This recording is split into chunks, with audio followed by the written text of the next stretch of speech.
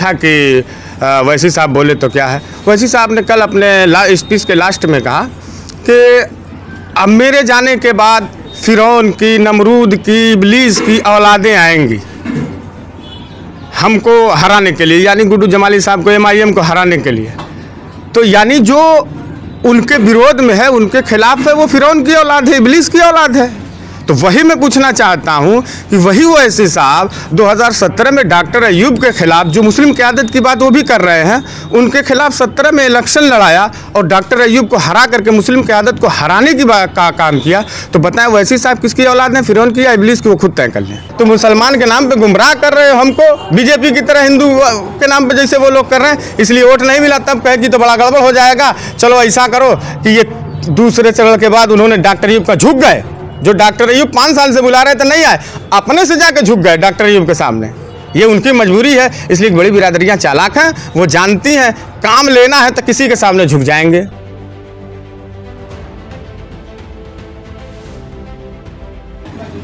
मेरा नाम मौलाना रेहान अंसारी है, मोहम्मदाबाद गोहना से हूँ और हम लोगों का एक संगठन है अति पिछड़ा दलित मोर्चा, जिसका मैं राष्ट्रीय प्रवक्ता हूँ और हासिम भाई उसके पसमानदा प्रकोष्ठ के राष्ट्रीय अध्यक्ष हैं। अच्छा।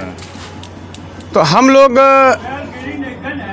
हम लोगों की लड़ाई सामाजिक न्याय की है, इसलिए कि हमारे देश का संविधान सामाजिक न्याय पे आधारित है, धार्मिक न्याय पे नहीं है। वैसी साहब भी कह रहे हैं। हाँ, वैसी साहब कह रहे हैं, तो वही हम कह रहे हैं। तो अगर वैसी साहब कह रहे हैं तो फिर मुस्लिम इत्तेहाद की बात क्यों कर रहे हैं? वो सामाजिक इत्तेहाद की बात करते, फिर ये तो धार्मिक इत्तेहाद की बात हो गई। जैसे बीजेपी हिंदू इत्तेहाद की बात करती है, वैसी सर मुस्लिम इत्तेहाद की बात करते हैं। दोनों की विचारधारा एक है। जैसे वैसी साहब ने कल कहा, जो आपने पूछा कि वैसी साहब बोले तो क्या है, वैसी साहब ने कल अपने स्पीच के लास्ट में कहा कि अब मेरे जाने के बाद फिरौन की, नमरूद की, इब्लीस की औलादें आएंगी हमको हराने के लिए, यानी गुड्डू जमाली साहब को, MIM को हराने के लिए। तो यानी जो उनके विरोध में है, उनके खिलाफ है, वो फिरौन की औलाद है, इब्लीस की औलाद है। तो वही मैं पूछना चाहता हूं कि वही ओवैसी साहब 2017 में डॉक्टर अयूब के खिलाफ जो मुस्लिम क़यादत की बात वो भी कर रहे हैं, उनके खिलाफ 17 में इलेक्शन लड़ाया और डॉक्टर अयूब को हरा करके मुस्लिम क़यादत को हराने की का काम किया। तो बताएं ओवैसी साहब किसकी औलाद हैं, फिरौन की या इब्लीस की, वो खुद तय कर लें। हमारी लड़ाई सामाजिक न्याय पे है कि आज लोग कह रहे हैं कि हिंदू, अगर मान लीजिए कि ओवैसी साहब के हिसाब से मुस्लिम इत्तेहाद हो जाए तो क्या हिंदू हमारा पागल है? वो नहीं दाना खाता है, उसको समझदारी नहीं है। वो फिर जो है कि यादव और दलित और पिछड़ा बैकवर्ड में क्यों बटेगा? जब आप मुस्लिम इत्तेहाद करेंगे तो वो हिंदू इत्तेहाद करेगा। इसलिए हमारा मानना ये है कि सामाजिक न्याय की बात होनी चाहिए। अगर एक तरफ जो है कि यादव लामबंद है, एक तरफ जो है कि पिछड़ा लामबंद है, तो एक तरफ दलित लामबंद है, तो एक तरफ बुनकर भी लामबंद हो। पिछड़ा अगर बुनकर है तो वो पिछड़े का साथ हो। वैसे साहब तो अपने आगरा में हॉस्पिटल बनवाए, वो सभी के लिए बनवाए, कोई केवल मुस्लिम के लिए तो नहीं है। तो बीजेपी वाले भी तो गल्ला बांट रहे हैं, सभी के लिए बांट रहे हैं, वो किसी जात बिरादरी के लिए तो बांट नहीं रहे हैं। लेकिन हमको प्रशासनिक तौर पे हिस्सेदारी चाहिए, राजनीतिक तौर पे, सियासी तौर पे हिस्सेदारी चाहिए। वैसी साहब अगर कह रहे हैं मुस्लिम सब बराबर है, तो मैं उनसे पूछना चाहता हूँ, यहाँ जो है कि 1,20,000 में लगभग 90,000 बुनकरों की अंसारी बिरादरी की आबादी है। उन्होंने एक फॉरवर्ड को क्यों टिकट दिया? उन्होंने एक फॉरवर्ड को क्यों लड़ाया? उनको अगर लड़ाना था, सामाजिक हिस्सेदारी की बात करनी थी, तो लड़ाना चाहिए था उनको, एक बुनकर के बेटे को लड़ाना चाहिए था। ये कहा कि गल्ला सरकार बीजेपी पार्टी वो सरकार में है और वैसी साहब सरकार में वो अपने निजी फंड से अपना हॉस्पिटल फ्री इलाज करवा रहे हैं। हाँ, वो हॉस्पिटल है। हॉस्पिटल तो यहाँ सारे लोग जो है कि मदद करते हैं। हॉस्पिटल जिसकी जो आवश्यकता है वो अपने हिसाब से करता है मदद। यहाँ गरीबों, कोरोना के काल में यहाँ हम लोग भी गल्ला बांटे, यहाँ तमाम लोग गल्ला बांटे कोरोना काल में। तो उन्होंने हिंदू, मुसलमान, जात, बिरादरी, धर्म कुछ नहीं देखा। नहीं, वो तो दलितों को लेकर चलते हैं, मुस्लिम की, हिंदू की भी बात करते हैं, केवल मुस्लिम की बात नहीं करते हैं। और मुस्लिम इत्तेहाद की बात करते हैं। अगर मुस्लिम इत्तेहाद की बात नहीं करते तो बताइए, वो यहाँ पर उन्होंने अंसारी बिरादरी को टिकट क्यों नहीं दिया? टांडा जहाँ पर जो है कि 1.25 लाख ज़्यादा मुसलमान है, जहाँ 1 लाख से ऊपर अंसारी बिरादरी, वहाँ भी इरफान पठान को टिकट दिया। तो वो भी तो मुसलमान ही है ना। है, आप कह रहे हैं कि तो फिर बीजेपी की और ओवैसी साहब की विचारधारा एक है। वो हिंदू इत्तेहाद की बात करते हैं, मुस्लिम इत्तेहाद की बात करते हैं। ये हमारा मानना है कि जो हिंदू की बात करता है, जो मुस्लिम की बात करता है, ये छोटी बिरादरियों को मूर्ख बना करके वोट लेकर के सत्ता में मलाई के काटने का काम करना चाहता है।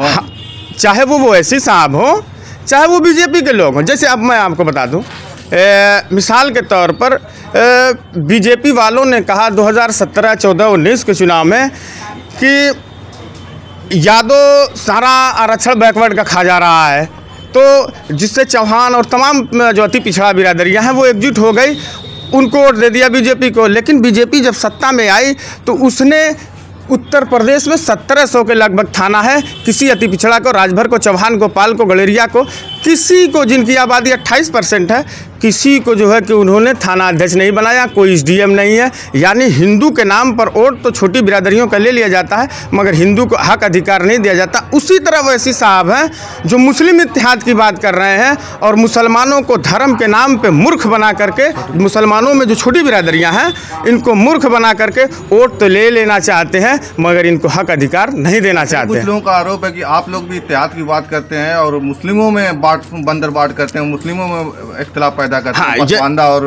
शेख बिरादरी ऐसा करके आप लोग। यही बात तो बीजेपी भी बोलती है, अखिलेश मायावती, ओम प्रकाश राजभर, जयंत चौधरी के लिए, कि आप जो है कि हिंदुओं में इंतशार पैदा करना चाहते हैं, बंटवारा चाहते हैं। तो फिर वैसी साहब की बीजेपी की भाषा तो एक है।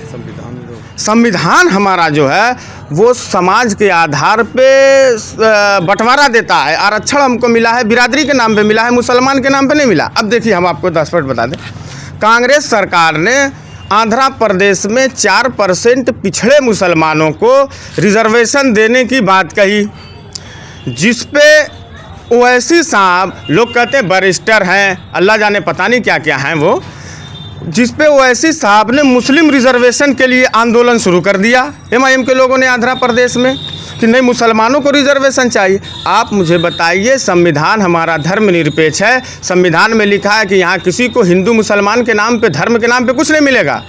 तो ओवैसी साहब ने मुस्लिम आरक्षण की बात क्यों किया?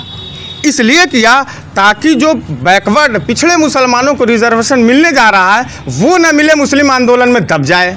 वो तो कह रहे हैं कि अब अपनी पार्टी में दरी नहीं बिछाना है, दूसरी पार्टियों में दरी बिछाना पड़ता है मुस्लिमों को। हाँ, यही बात मैं ये कर रहा हूँ। ओवैसी साहब फॉरवर्ड मुसलमान हैं और उनको जो भी बुनकर, जो भी बैकवर्ड, ये अंसारी, मंसूरी, इदरीसी, कुरैशी, जो भी उनकी पार्टी में जा रहा है वो जुम्मन है, न कि बैकवर्ड मुसलमान। किसी बैकवर्ड की पार्टी में, चाहे वो कोई भी बैकवर्ड पार्टी हो, हिंदू हो या मुसलमान, इससे मतलब नहीं, अगर उसमें है तो वो अपने भाई के साथ है। और अगर कोई बुनकर जा कर के जो है वैसी साहब का जिंदाबाद कर रहा है तो वो जुम्मन हो गया। इसलिए कि वैसी साहब मुसलमानों के इत्तेहाद की बात करते हैं और कहते हैं मुस्लिम सब बराबर हैं, भाई भाई हैं, वोट लेना है तो भाई हैं, बेटी देना है तो जुलवा दुनिया कसाई हो जाते हैं। इसलिए सामाजिक न्याय पे लड़ाई होनी चाहिए। अच्छा, ये बताइए, आप पसमानदा के नेता, पसमानदा वोट किधर जा रहा है? मुबारकपुर विधानसभा की बात करता हूँ। मुबारकपुर, अब मैं तो जो है कि ये नहीं बता सकता कि किधर जा रहा है, लेकिन अक्सरियत वोट जो है कि गुड्डू जमाली और ये अब्दुल सलाम खान के खिलाफ जा रहा है। इसलिए कि पसमानदा ये सोच रहा है कि कब तक हम बड़े लोगों की गुलामी करते रहेंगे, कब तक इनका जिंदाबाद करते रहेंगे।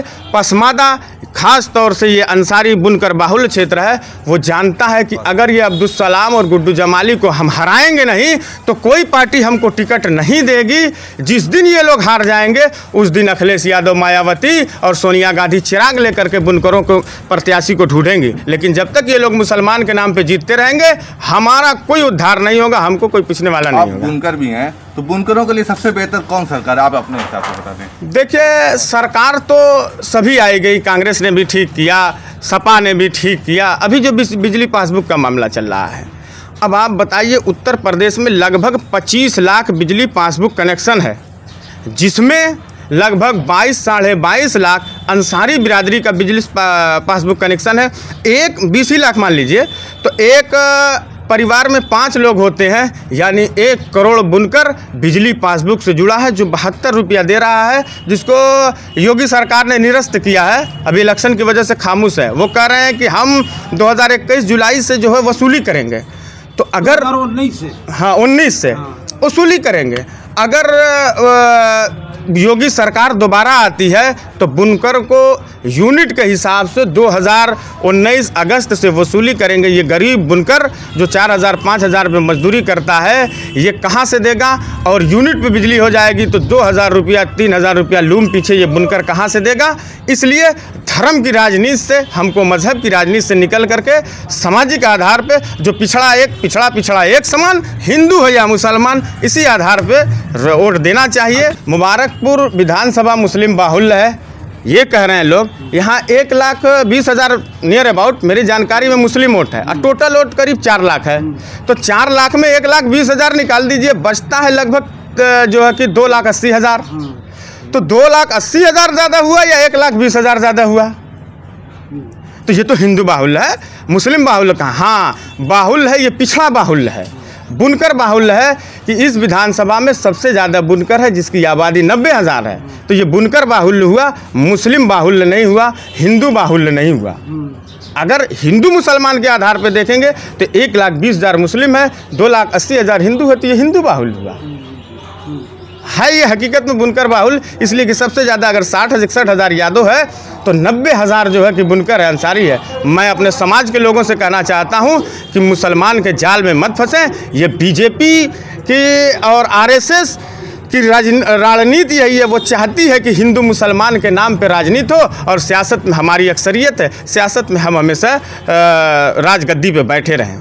इसलिए मैं बुनकरों से ये गुजारिश करना चाहता हूं कि आप मुत्तहिद होकर के ये जितने फॉरवर्ड के प्रत्याशी हैं सबको हराने का काम करें, ताकि आइंदा आपको इलेक्शन जब आने वाला वक्त हो तो पूछे लोग कि मुबारकपुर से क्यों जो है कि गुड्डू जमाली हार गए, क्यों अब्दुल सलाम खान हार गए, क्यों जावेद मंदे हार गए। तो सारी पार्टियों को ये खबर हो कि वहाँ 1,20,000 में 90% अंसारी बुनकर का वोट है।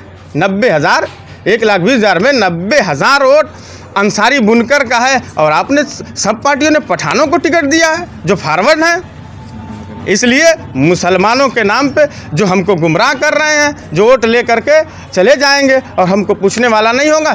इसीलिए जब ये बात पहुंचेगी, जब सारे लोग हारेंगे, तो आने वाले वक्त में अंसारी प्रत्याशी को ढूंढ करके घरों से बुला करके पैसा भी दिया जाएगा और टिकट भी दिया जाएगा। मुस्लिम को वोट बांट के बीजेपी का फायदा पहुँचाने की कोशिश करे, ऐसा मुझे लगता है। हाँ, बीजेपी का फायदा तो MIM वाले पहुँचा रहे हैं। अब बीजेपी यहाँ कभी राजनीति में नहीं थी, यहाँ कभी लड़ाई में नहीं थी। मुबारकपुर में राजनीति का मतलब लड़ाई में नहीं थी, लेकिन आज स्थिति ये बन गई है। हमेशा यहाँ सपा बसपा लड़ी है, आज स्थिति ये बन गई है कि मुस्लिम के नाम पे MIM आकर के ये वोट का बंटवारा कर रही है बुनकरों का।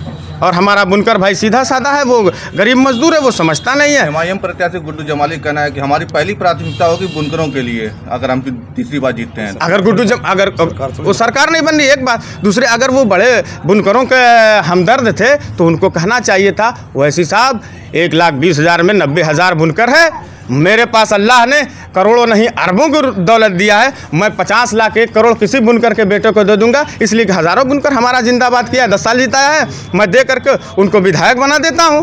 तो वोट विधायक हमारे भाई को नहीं बनाओगे और विधायक तुम बनोगे, मुसलमान के नाम पे सारा वोट ले लोगे और कहोगे लड़ाई लड़ोगे। अरे हमारे पेट में दर्द है तो हम डॉक्टर से बताएंगे ना। बुनकर की परेशानी विधानसभा लोकसभा में बुनकर बताएगा। गुड्डू जमाली साहब जो नरी धागा कभी जिनके बाप दादा किए ही नहीं, जो जमींदार थे, वो क्या बताएंगे? वो तो गुमराह कर रहे हैं मुसलमान के नाम। बार विधानसभा में बुनकरों के लिए आवाज़ उठाई उन्होंने। वो खाना पूरी के लिए बोल देना अलग बात है, खाना पूरी के लिए बोल देना कि भाई बुनकर मैं वोट लेता हूँ तो बोल दूँ, लेकिन लड़ाई कोई नहीं लड़ता है। जिस तरीके से डॉक्टर के यहाँ दर्द जिसके पास है वही सही बता पाएगा, दूसरा सही नहीं बता पाएगा। आने वाले वक्त में हम लोग एकजुट होंगे और एक अपना झंडा होगा, लेकिन जब तक बुनकर ये बड़ी बिरादरियों को लोगों को जब तक हराएगा नहीं, तब तक बुनकरों की जो है कि पहचान नहीं होगी। जैसे राजभर या 2 जाट सारे लोगों ने अपना अपना एक तरीका बना लिया कि हम हिंदू के नाम पे नहीं बल्कि समाज के नाम पे एकजुट होंगे। मैं भी चाहता हूं कि हमारा बुनकर जो उत्तर प्रदेश में कम से कम हमारे बुनकरों की आबादी 12 से 13% है, सारी बिरादरियां, दलितों के बाद सबसे बड़ी आबादी हमारी है, वो भी एकजुट हो जाए और तमाम बड़ी बिरादरियों को इस मुबारकपुर से हराने का काम करे ताकि आगे का लाहे अमल मजबूती से तैयार हो जाए। तो खुद ही उन्हीं से गठबंधन के बुनकर के नेता हाँ, ये आपने सवाल अच्छा कर दिया। अब आप बताइए, मैं 2012 में मैं डॉक्टर अयूब के साथ था, बिरादरी के नाम पे था, मुसलमान के नाम पे नहीं था। मैं उनको समझाता रहा, आप बीजेपी की तरह, जैसे बीजेपी हिंदू की बात करती है, आप मुस्लिम क्यों कर रहे हैं, आप पसमादा की बात करिए, इसलिए कि शुरू में उन्होंने पसमादा की बात किया था, उसके बाद माने नहीं, बहरहाल मैं छोड़ के चला आया। तो डॉक्टर अयूब ने जो इनसे इत्तेहाद किया है 2017 में, मैं मौजूद था, 2017 में ओवैसी साहब ने धोखा दिया। उन्होंने कहा मुस्लिम वोट बंटवारा हो रहा है, उनकी सोच थी। तो आप 38 सीट पे इन्होंने, बहरहाल 60 में समझिए कि 38 सीट इन्होंने डॉक्टर अयूब ने लिख के दिया। मैं कोर कमेटी का सदस्य पीस पार्टी का था, लिख के दिया कि 38 सीट हमको चाहिए। ओवैसी साहब जिस सीट को ये जीते थे पीस पार्टी, वही लिख करके दिया और शिकायत या लड़ाई में थे। ओवैसी साहब ने गठबंधन के बजाय उसी पे लड़ा दिया और डॉक्टर अयूब को हराने का काम किया। आज डॉक्टर अयूब 2 चरण जब हो गया है पश्चिम का, ओवैसी साहब देख लिए, ये मुरादाबाद, मेरठ, मुजफ्फरनगर, ये सब अंसारी बिरादरी का इलाका है, वोट नहीं मिला। उन्होंने कहा कि वोट नहीं मिलेगा तो मुसलमान के नाम पे गुमराह कर रहे हो हमको, बीजेपी की तरह हिंदू के नाम पे जैसे वो लोग कर रहे हैं, इसलिए वोट नहीं मिला। तब कहे कि तो बड़ा गड़बड़ हो जाएगा, चलो ऐसा करो कि ये दूसरे चरण के बाद उन्होंने डॉक्टर अयूब का झुक गए।